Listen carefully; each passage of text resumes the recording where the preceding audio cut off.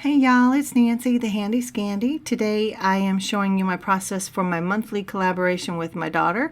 The challenge for September is rainbow. So I'm going to show you how I went from this pile of scraps and die cuts to this gorgeous rainbow tree. And I'll have better pictures as we go, but that was my final project. So let's just jump into it.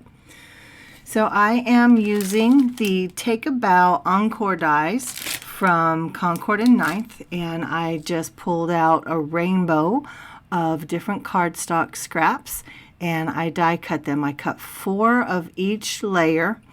So 4 red, 4 pink, 4 orange, 4 yellow. You get the idea. Roy G. Biv, right?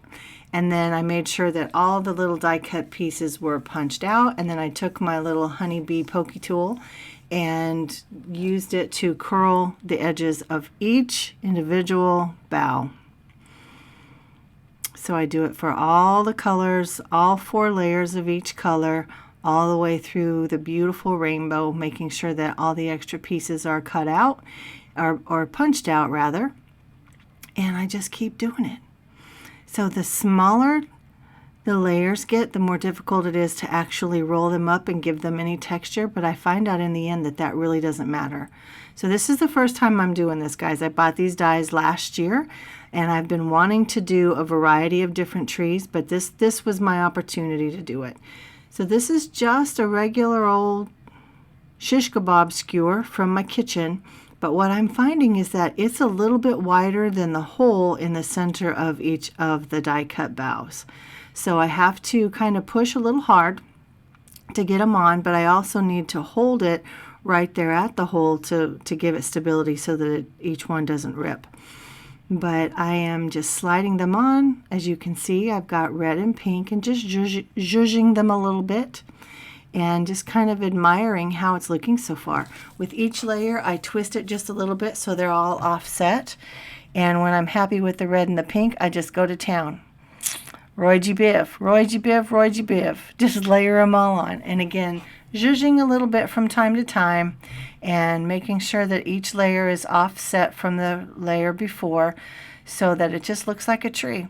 And I find as I'm about halfway through that the zhuzhing really isn't that important for multiple reasons. But you know, things in nature are not perfect. So we tend to want them to be perfect with the layers just right and the branches just right, but no, that's not real life. That's not nature. And obviously this is not supposed to be emulating a real tree, but that is the concept, right?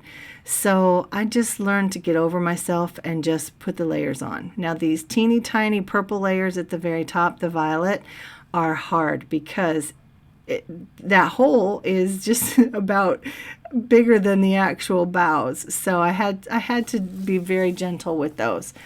And here it is. Those are all my layers, and I'm super happy with it. You can see those teeny tiny little layers don't even want to flip up. They just want to go down because that's just physics, you know, with the hole in the skewer going through the middle and all of that, pushing the fabric, the fibers of the paper in different directions. But anyway, I ended up putting some silver cardstock at the very top as well. I just felt like it needed a little bit extra at the top. And so here I've just got some jars, some vases from my stash. When I have candles that come in glass containers, I save those containers. I reuse them. And as you can see, that's what I end up choosing here. I liked the white little vase with the black stripes. I liked that it was neutral and it kind of grounded the whole tree. But you know, as you get higher up on this actual tree, those cooler colors, the teal and the green and the purple, you can't see them very much. So I felt like this teal candle jar, and it says Hello Fall, so it's seasonally appropriate. But I just felt like the color pulled out the teals, the blues, the greens at the top of the tree a little bit better. So you can see I'm just using my glue gun to put down a blob of glue in the bottom of that jar and kind of anchor that skewer so it stands upright. So it takes a lot. I don't show you the whole process, but it ended up taking about 4 sticks of glue to anchor that down in there, but it worked. Now, if I had had some foam or some, you know, some of the floral foam or whatever, that would have worked better.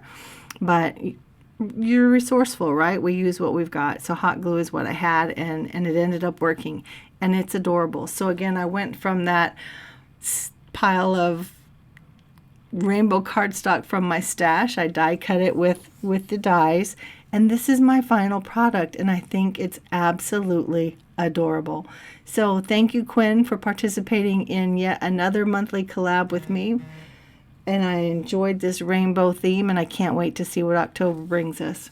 Guys, if you like this video, you know the deal. Thumbs up, subscribe, hit the bell, all those things. Leave me a comment downstairs. Let me know what you think. Thanks. This is Nancy, the Handy Scandy, and I'm out.